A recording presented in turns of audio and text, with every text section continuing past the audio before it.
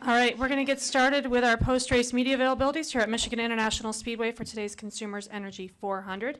We are joined by Kyle Busch, driver of the number 18 Interstate Batteries Toyota, who finished in third place today here at Michigan. We will open it up to questions. Please raise your hand. We will get a wireless mic to you. We'll start off in the front with Bob.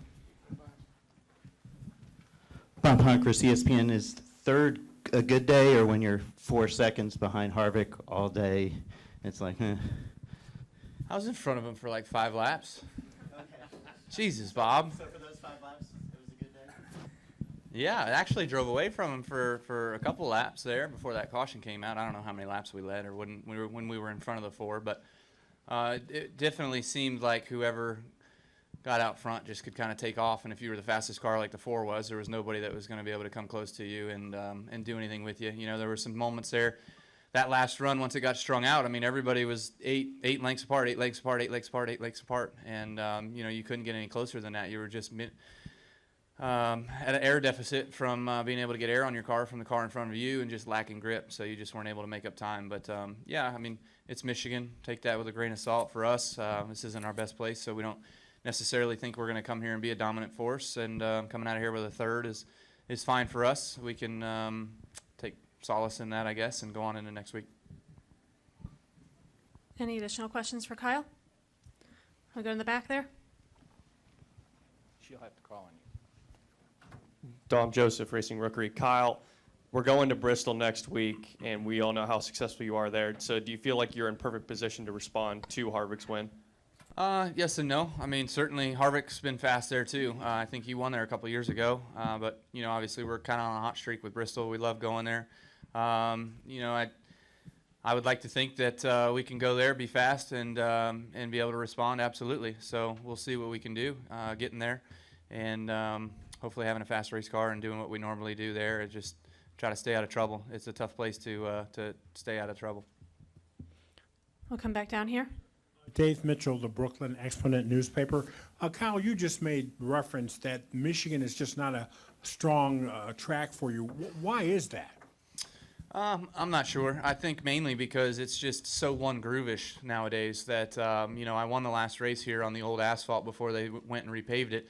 And that day I had my own groove all to myself. I was the 4th lane. It was 1 lane off the wall, and it was my own groove, and I could go there, and nobody else was kind of running there. People were coming in and out, or running lower or running higher or whatever. So that's when you can make up time on a guy like today. You know, trying to run down the 12 or the 2, or anybody in front of us for that matter.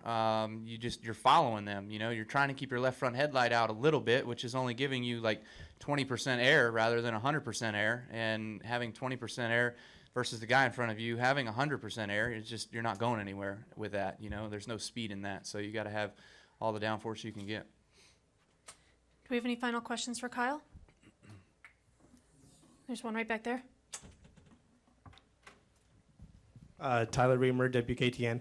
You mentioned that this is a one single groove. When do you think we'll be able to see Michigan widen out into more passing lanes? I would have hoped that it would have been a little bit wider than what it is now. It certainly widened out throughout our race, but throughout the truck race or the weekend, it didn't widen out very much. So, I don't know. Best guess, 10 years. All right, Kyle. Well, thanks for joining us today. We are also joined by our second place finisher, Brad Keselowski, driver of the number 2 Discount Tire Ford. We will go ahead and open up to questions for Brad. Please raise your hand. We'll get a wireless mic to you. We'll start right back there and then go to Bob.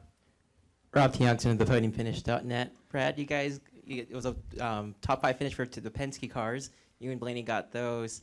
So for you, what were you encouraged by this run, and what do you feel like you guys need to improve on to try to challenge the big 3 as we head into these final regular season races? Yeah, Rob, you know, the last few weeks we've had some pretty big struggles. You know, finishing out races with breakdowns and letdowns and all the above. So it's nice to just be able to have a clean race. We're mostly clean. We did have one loose wheel. But mostly clean race, and to be able to kind of get the finish we deserve. That's important. It's important to get what you have out of your car, and although we might not have race-winning speed, you still need to execute. So with that in mind, that's good for everybody's morale at Team Penske and on the 2 team as well. But of course, we want to break through and win as well. And you know, kind of like you indicated, we're not where we need to be to just win on pure speed against those guys week in and week out. So you know, we gotta find it. You know, as a team, we have to find that little bit of performance. It's not a lot. It's just enough to keep us out of victory lane. It's enough for us to run up front like we did today, finish up front when we do everything right, but not enough to win. So we know it's possible, and it's up to us to make it happen. We're going to go to Bob, and then we'll go up to the press box. Bob Pockris, ESPN. As you were saying, you didn't have the speed of Harvick. If you finished 3 seconds behind him all the way until Homestead, when do you have to feel like you're right with him to feel like you have a shot come Homestead? I don't know if there's a great answer to that, Bob. I mean, I could throw you something out there, but it would just be a lob, right? With the way the points format obviously is, you know, to your point, Homestead is, but you have to get to Homestead. You know, you have to make it through those playoff rounds, and you know, to that end, I don't think you can guarantee on being able to point your way through. You can really only point your way through to the third round. You really can't count on pointing your way through to the fourth round unless you have all the bonus points, which we don't. So with that in mind, we're going to have to deliver and make results and win races. And I think that's what the sport's about at the end of the day. And so, you know, it's easy to say, harder to do. But, you know, I think, again, having a day like today where we were solid, we executed, it allows us to move forward as a team and as a company with all 4 cars or 3.5 cars to get there. So is this encouraging or deflating? I think there's a little bit of both. You know, I think there's positives and negatives from today. And so, you got to try to make the most of the positives and learn from the negatives. We're going to go upstairs to the press box and then go to Roy. Yeah, Wolfgang Monser from Germany, Rennsport Press Agency. Brett, I have a follow-up was Bob already asked concerning your race speed when you said we didn't have enough race speed. Do you know, your engineers know already in which areas you can improve the car engine-wise or maybe with the aero package? I think they might have some ideas, but, you know, I'm not really in the loop on what they might be, so I don't have a great answer for that, Wolfgang. We'll stay down here and go to Roy. Brad, with the Ford Mustang coming out next year, I know that's months off, but is that something that gives you encouragement to think that you might have new dynamics to play with to go ahead and spring you forward into the winner's circle? Yeah, the Ford Mustang is going to be great. It's going to be great not just for the Ford drivers. It's going to be great for the sport of NASCAR to have you know, performance vehicle in the sport across all the lineups of the series.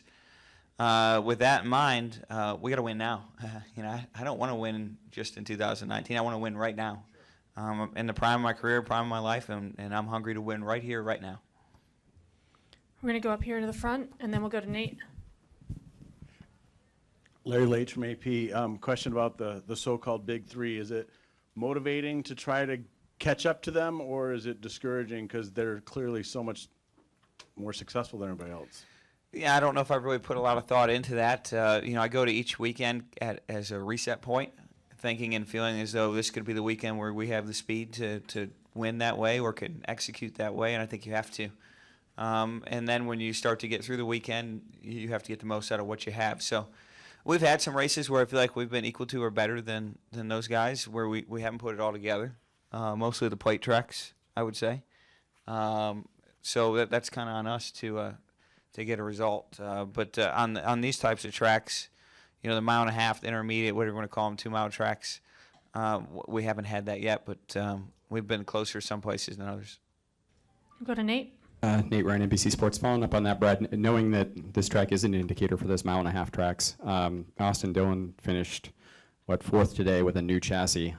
How much do you think teams were showing their hand today for what they're going to have when the playoffs begin? I was really impressed with how well Austin and Ryan Newman ran this weekend. So, yeah, you'd be foolish to keep something great in your pocket. It's time to bring it out and make sure it's ready to go.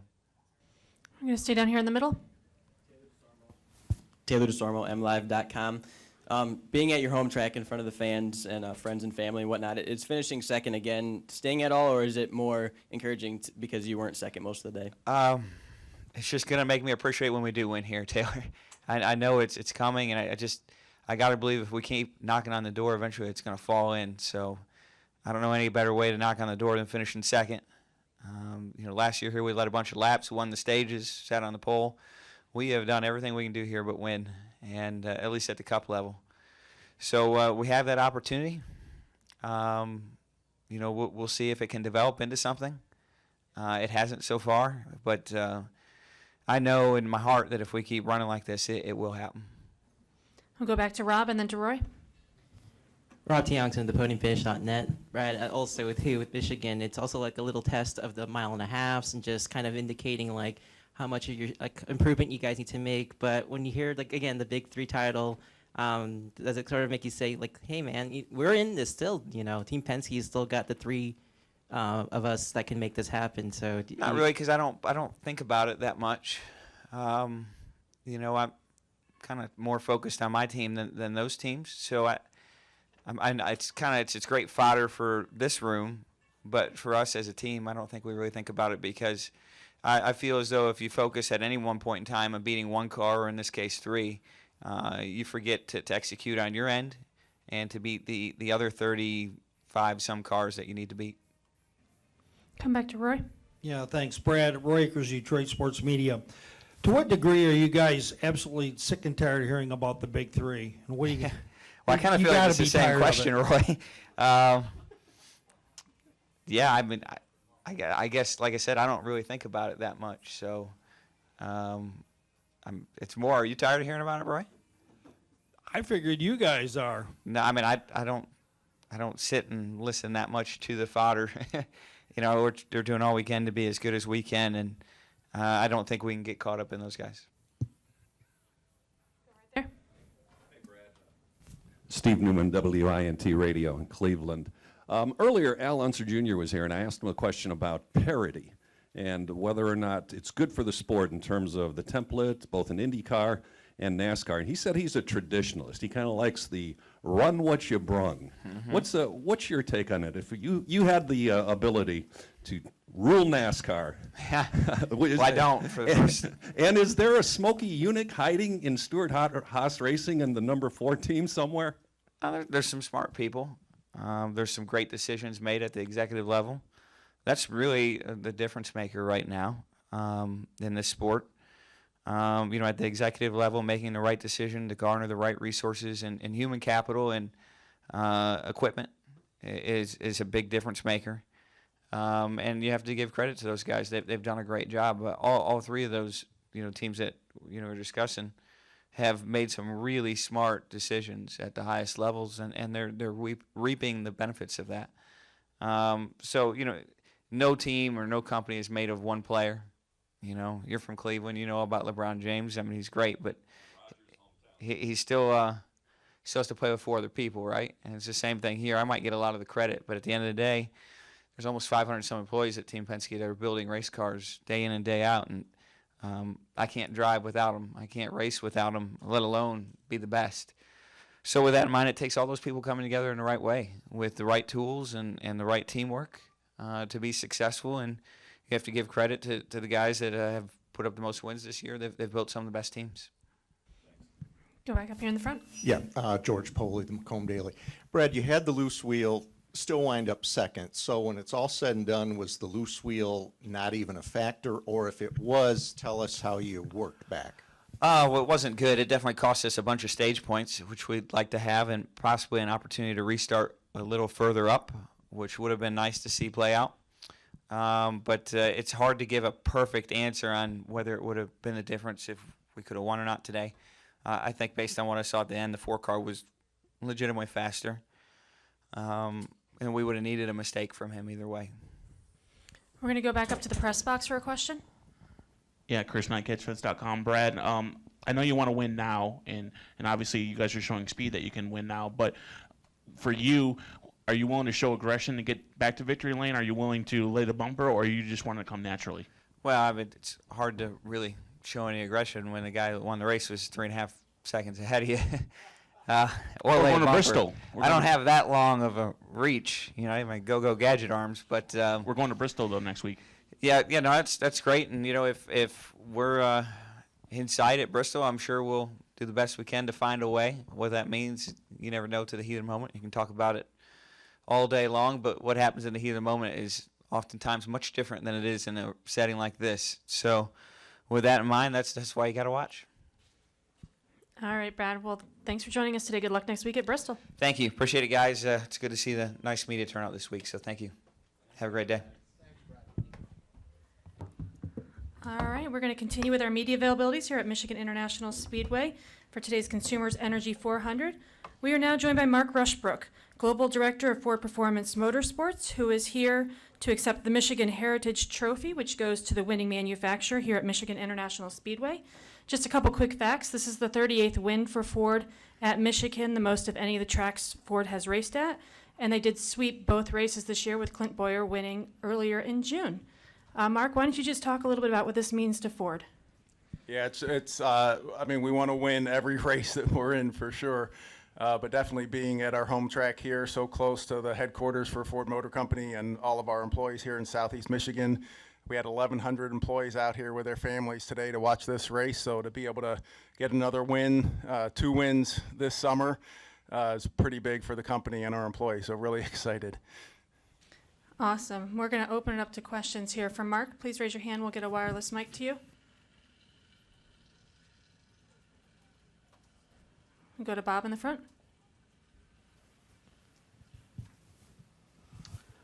Bob Pockris, ESPN. Did you tell Kevin Harvick how many times he needs to win this year, or did they give you any indication they would win 7 of the first 23? Well, we always set the target pretty high. We're not going to tell you what that is, but they're definitely firing in all cylinders. Strong engines from Ford Roush Yates in there, and strong cars from SHR. And Kevin's really determined, as you know, behind the wheel. So he's on a roll so far this season, and looking to continue that into the playoffs. We're going to go upstairs to the press box for a question for Mark. Actually, I have 2 questions. Wolfgang Monzer, Rennsport Press Agency. Number one, a few days ago, you launched the new Mustang for 2019. The Fusion is still very successful. Can you explain why you replaced the Fusion through the Mustang? And question number 2, from the aero package point of view, is the Mustang easier to engineer as an improvement or as an advantage over the Fusion from the aero package point of view? Yeah, so as far as the decision to change the cars, we've got a lot of speed in the Fusion, as you said, for sure. It's really strong this year, so we're looking for Fusion to end its run in NASCAR at the highest level in Cup really strong through the end of this year. We definitely wanted to bring the Mustang with the opportunity, with the rules changing to allow coupes as of last year. We took the decision that we wanted to bring the Mustang here, where we think it's really appropriate to be running that.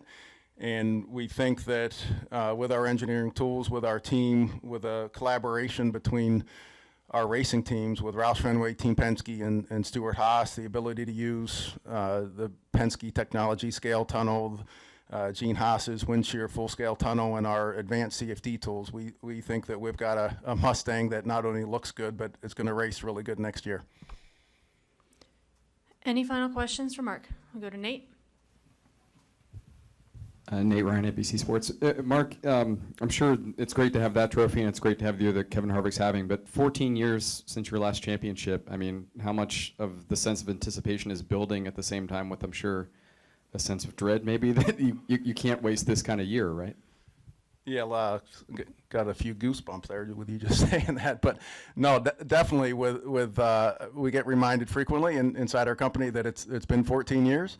But that is our goal, and it's a decision that we took about 4 years ago to get more serious about technical depth and using the tools that we have inside the company to get the on-track performance that we really wanted. And that's how long it takes to put full force into the engine program, the aero program, the chassis program, simulation, the simulator.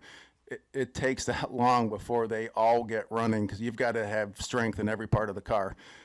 So it's been 4 years working towards this.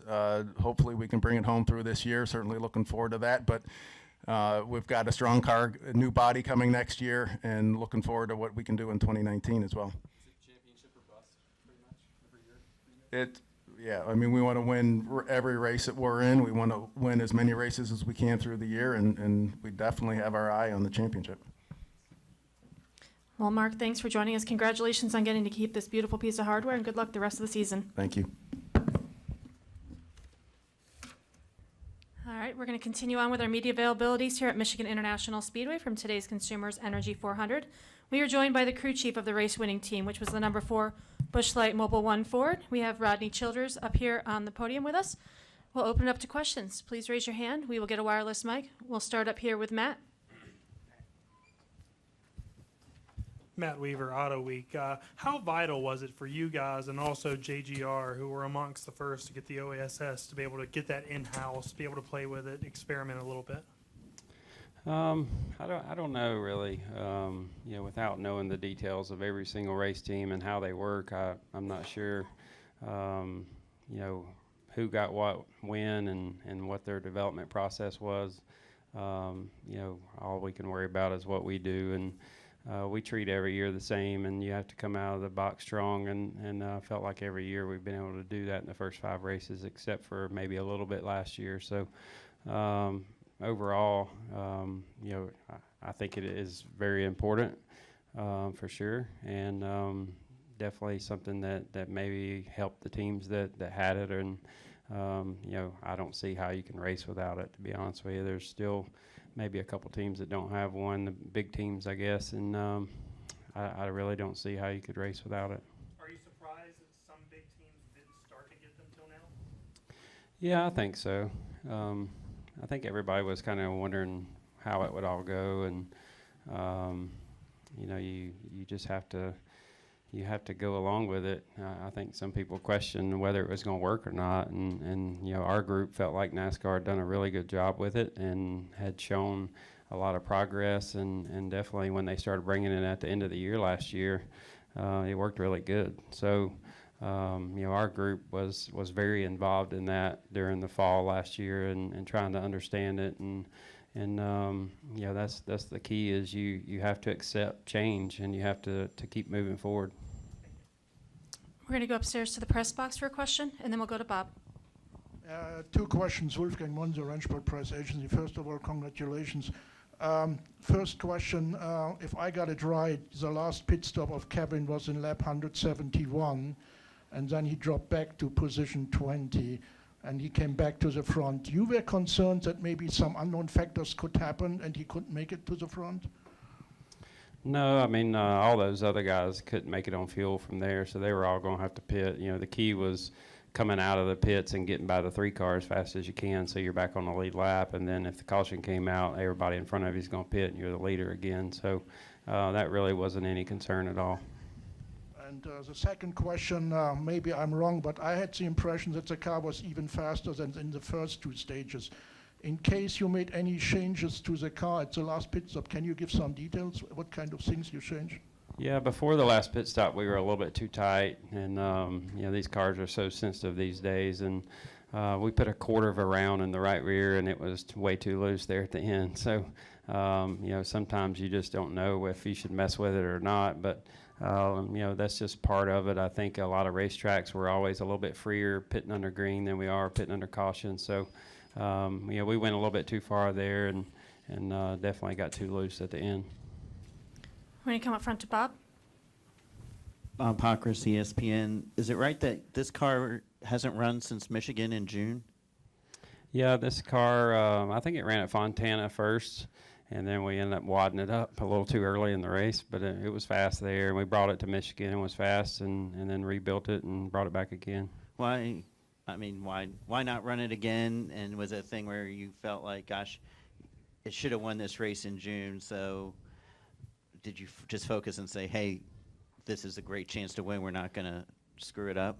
I think a lot of people do their stuff differently. You know, I set my schedule up in my cars in January, and I know where they're going, and there's this much amount of time between them, and this is what we're going to do to them between each race, and you know, trying to run the same car over and over without making it better, you're not going to win races. So you know, I almost shed a tear the other day. We got back from Pocono after having a car that was completely dominant. And I walked by the teardown area, and it was nothing but a chassis with no body on it. So, it's part of this sport. That's what we do. We try to make our cars better, and you can't sit on your hands. You don't adjust the schedule based on how one performs. No, I mean, I feel like they've all been good. It's all about making the best out of them. They're pieces of metal, and what you do to them is what makes them go fast. And, sometimes you may want to go over there and pet one and be nice to it and hope that it'll be nice to you. But it's really about just executing at the shop and at the racetrack and doing things right. And I feel like that's what we've done the best job at. We're going to go in the back here, and then we'll go to Nate. Hi there, Rodney Jordan Hostick from Patrick's Banner. I was just wondering, looking ahead to next year with the Ford Mustang coming in to take over for the Fusion cars, do you feel like Ford will be able to avoid the body issues that Chevrolet has had so far this season with the new Camaro nose that they are using? Nothing's ever guaranteed. There's so many, and I think you guys have heard me talk about last year. We switched to Ford. It was a big change, and you can say this or that. That's why we weren't as strong last year. But it really is about details. I mean, it's about every single little thing. And, my honest opinion is yes, it'd take time to figure out all those details. When do we need to start? 10 months ago. And, hopefully, we've had that so separate that we haven't, you don't want that to involve with this year.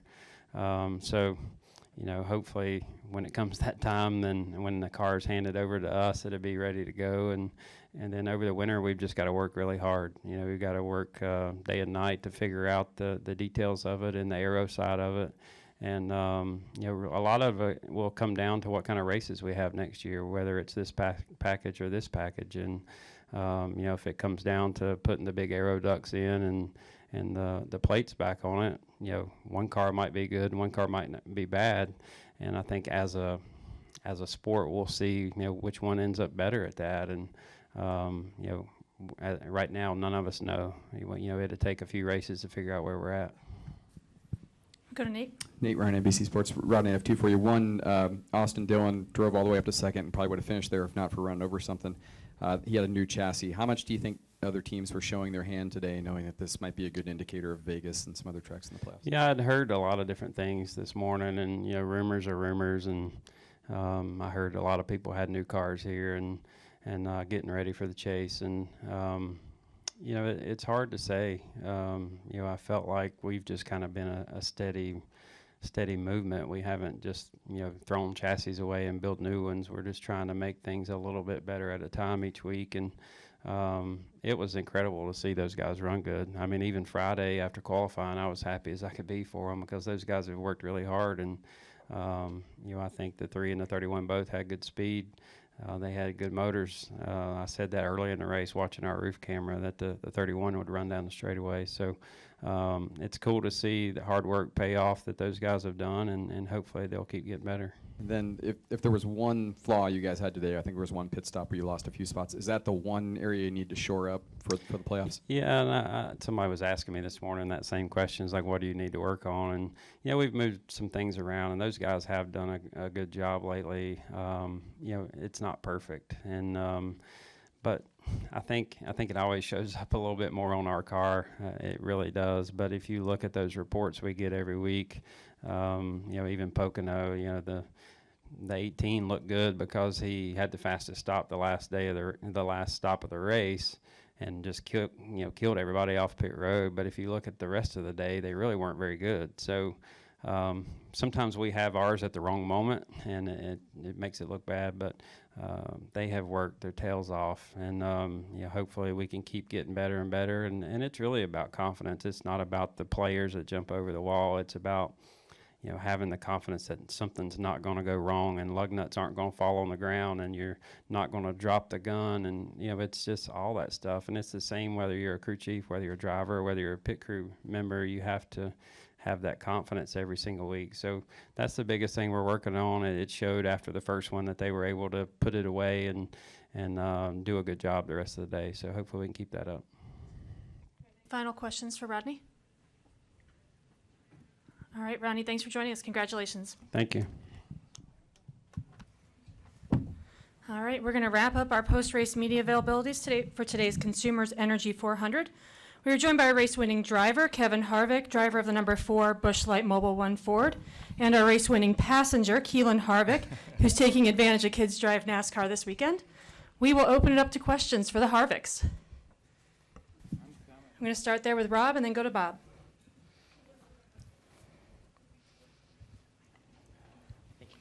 Rob T. Youngson of the podiumfinish.net. This question's for both of you guys. So we'll start with Kevin and then go to Keelan. Kevin, you're just on a terrific roll this year. I think it's a historical season pace that you're going at. Are there times that you just want to pinch yourself and say, this is just a dream, I'm just having a video game type season? Heck yeah. And Keelan, how awesome is it to share this experience with your father and kind of see what it's like to have him have his best year yet? It was fun to enjoy that moment. Yeah, you know, I think as you look at the year, you got to remember, you know, I spent a lot of years not having the most fun and not having the most success, and you know, over the past 5 years, we've been able to win a lot of races and do a lot of things, you know, on the racetrack and winning races and championship, you know, so it's been you know, it's been an incredible amount of stuff and wins packed into almost 5 years now. So, you know, for me, I'm just enjoying every moment because you never know when it's going to go the other way. And right now, our guys are just doing a great job, and I'm enjoying everything. So it was pretty cool today. We got to go celebrate together. Yeah, he's been with me for the last 3 weeks, so we've had a big time. So it's pretty cool to look over there on your victory lap and see your 6-year-old in the passenger seat and being able to enjoy it with you. So that was definitely way up there on the bucket list of things that you didn't expect. So that's pretty neat.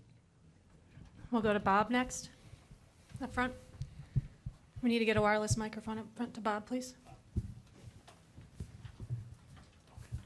Bob Pockris, ESPN. This has been kind of a dad-son weekend, right, from what we can gather on social media. So was this like was that the best moment, or have there been better moments that we haven't seen?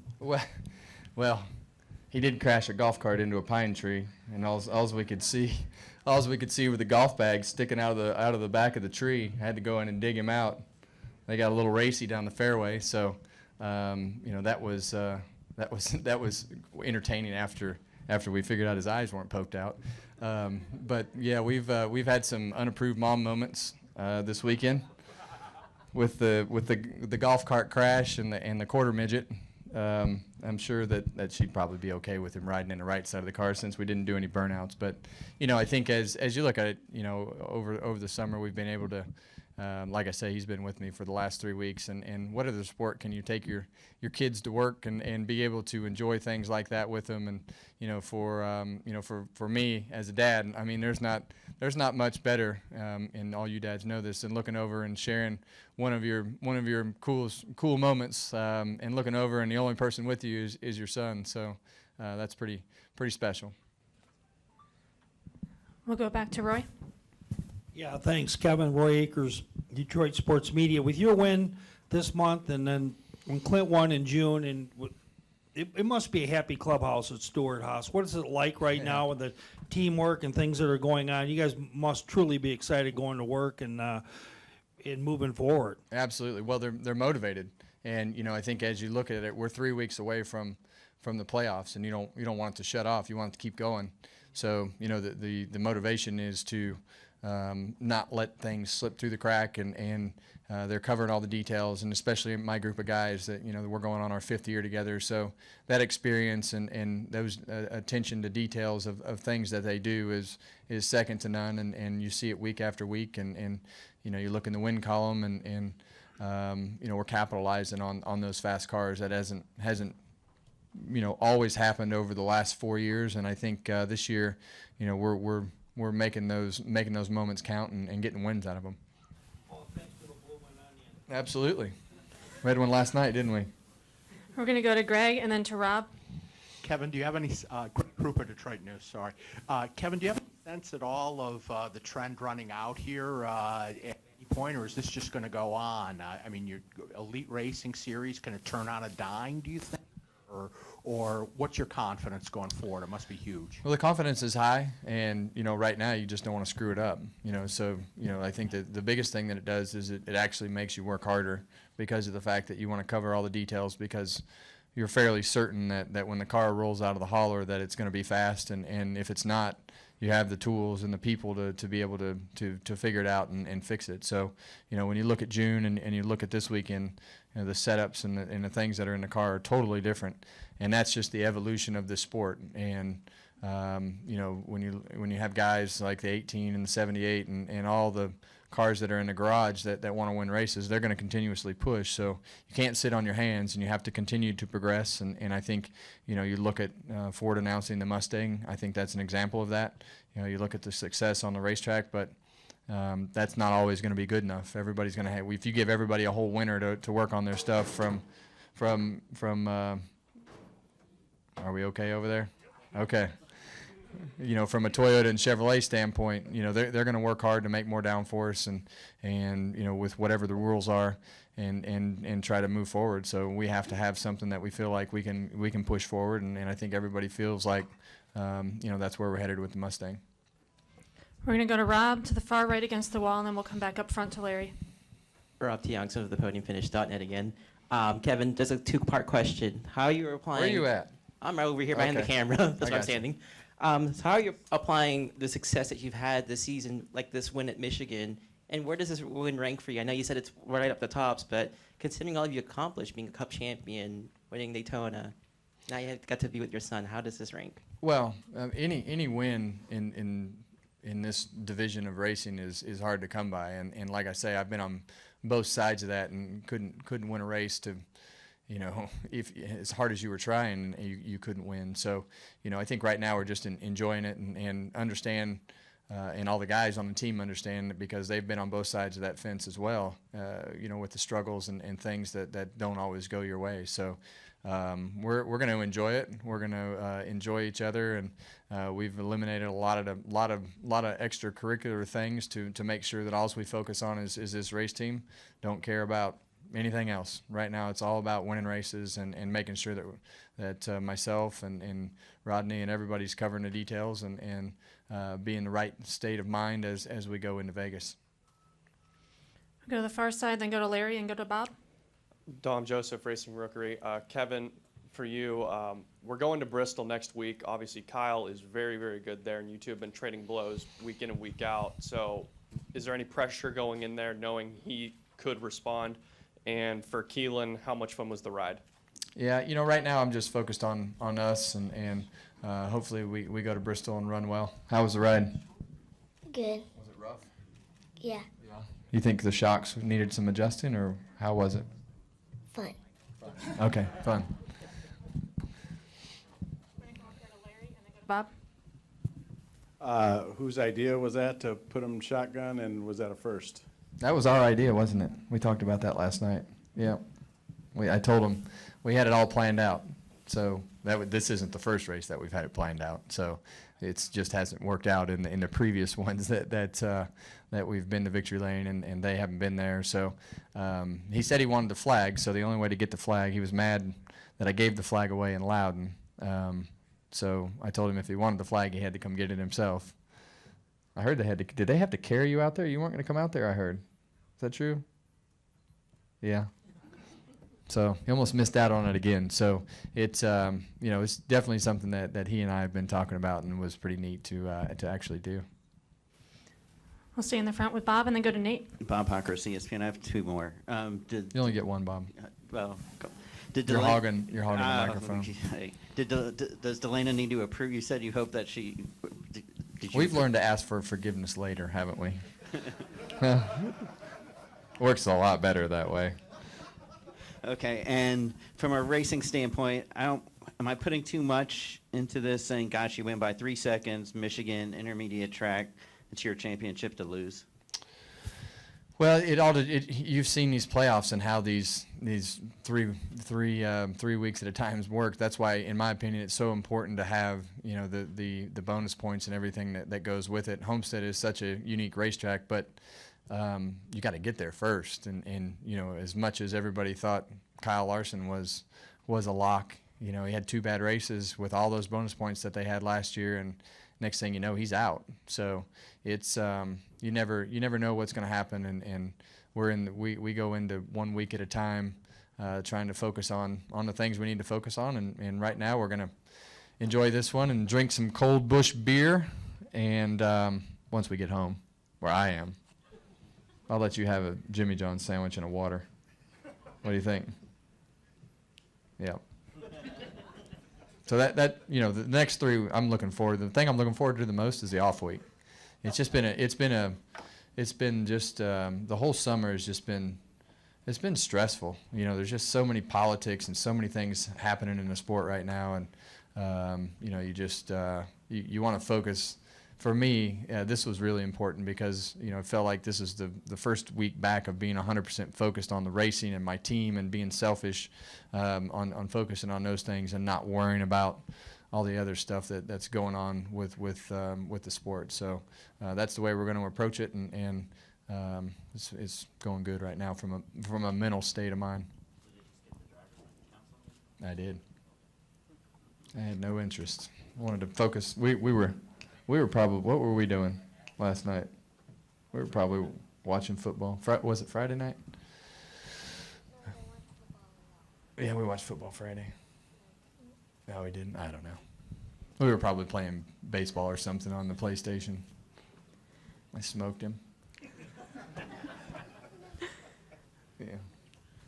We'll go to Nate, and then we'll go upstairs to the press box for a couple questions. Unfair advantage. Nate Ryan, NBC Sports. So Austin Dillon drove all the way up to second today and probably had a shot to win, and he had a new chassis today. Rodney was in here earlier. Heard some other teams probably had some new stuff. Did you feel like other teams were maybe showing their hand for the playoffs, knowing this could be maybe an indicator for the mile-and-a-half tracks? And is it satisfying to do so well, knowing that might be the case? Well, you never know exactly where everybody stands, and I know that everybody knows how important this race is to their manufacturer, and the things that you see on the racetrack are pretty close to probably what they're going to have. So yeah, you know, I think as an indicator for us and the way that we ran today. But you know, the only weird thing about that is we don't race on any of the tracks that look like this. But the mile and a halves have been good for us as well, and hopefully we can go and have the same speed and be able to win races. You're still going to have to win races in the playoffs in order to put yourself in the right position to have a chance in Homestead. We're going to go upstairs to the press box. Yeah, Wolfgang Monze, Rennsport Press Agency. First of all, congratulations, Kevin. Just a personal question. You said earlier that your little son has gone with you to the last races. In long term, when you one day will step out the race car, is there any plan? You plan a race career for your son to continue the family tradition in motorsport? You know, I think, you know, right now our main focus is just having fun and experiencing all different types of things, whether it's baseball or basketball.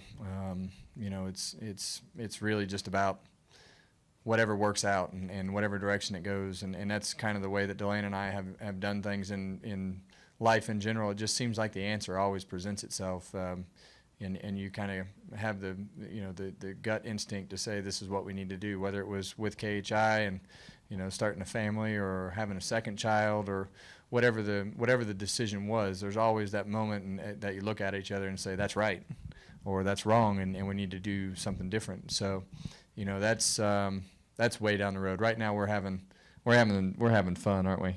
That's the main thing. We figure out whatever we can do to have fun, and we've figured out, especially during these summer months when you go to Pocono and Loudon and a lot of these different places, we've figured out our spots that we like to go to, and Michigan's always been one of those places that we can find a lot to do between the golf courses and Jackson Speedway and all the different ice cream shops. So I usually gain about 5 pounds, but when Keelan's around, but we have a good time.